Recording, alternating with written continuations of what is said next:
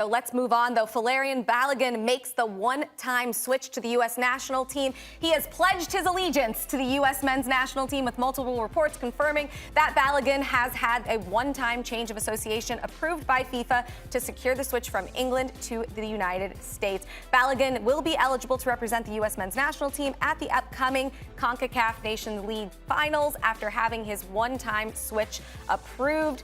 He is enjoying a breakout season on loan with League One, and he has had the option to play for U.S., England, and Nigeria. Ultimately chose the United States. He recently spoke about the decision to choose the U.S. of A.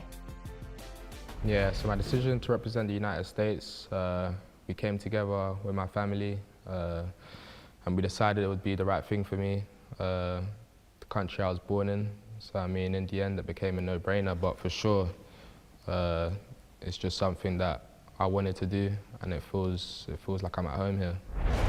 Yeah, for me, to represent the United States means a lot, more than people will know. Across all sports, when I was growing up, I just knew the United States would just dominate and win, especially at the Olympics. I would just always see them picking up gold medals. So for me to now have the opportunity to represent them, it means a lot to me, and I just hope I can bring that prestige and winning mentality over into soccer. The number 9 has been a topic of conversation for the U.S. men's national team. Could he be that missing piece that they need? Oh, I certainly hope he is. I really do. I've watched this guy play consistently well this season for Reims in Liga, and he's banging out the goals, 19 goals from 34 games for Reims. And you would expect Arsenal to hold out for a nice price tag for someone like him. He's a young boy, only 21 years old. Now he has the opportunity to play and select his national team, which I think he has chosen incredibly well to play for the USA, because it opens up so many different doors for him.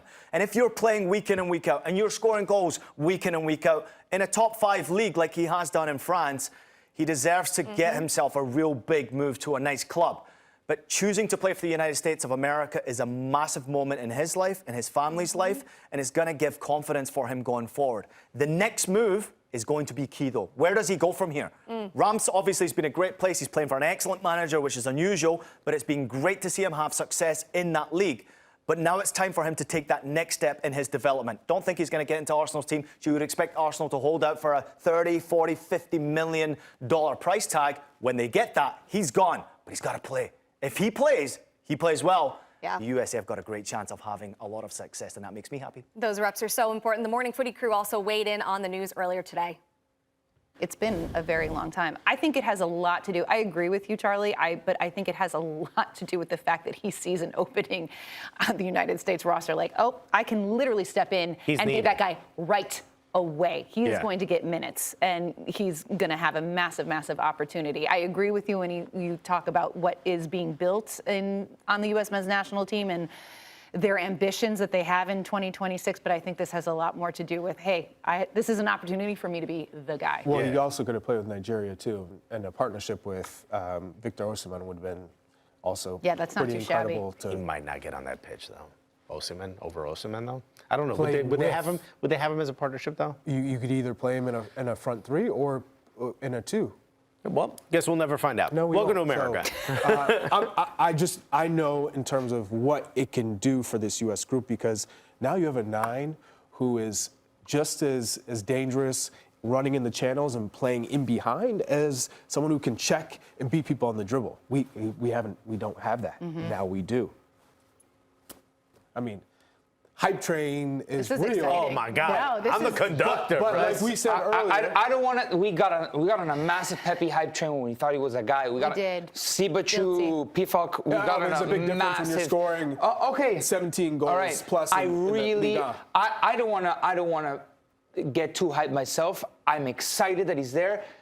Let's go Nations League. First test. I don't want to be like, we found our 9 for 2026. I feel like it's very easy to just get into that mentality and out of the gates be like a proven striker in Europe, in France. He's our guy. He's going to be the solution to all of our problems. Speaking of that Nations League, here's your projected starting 11 for that tournament.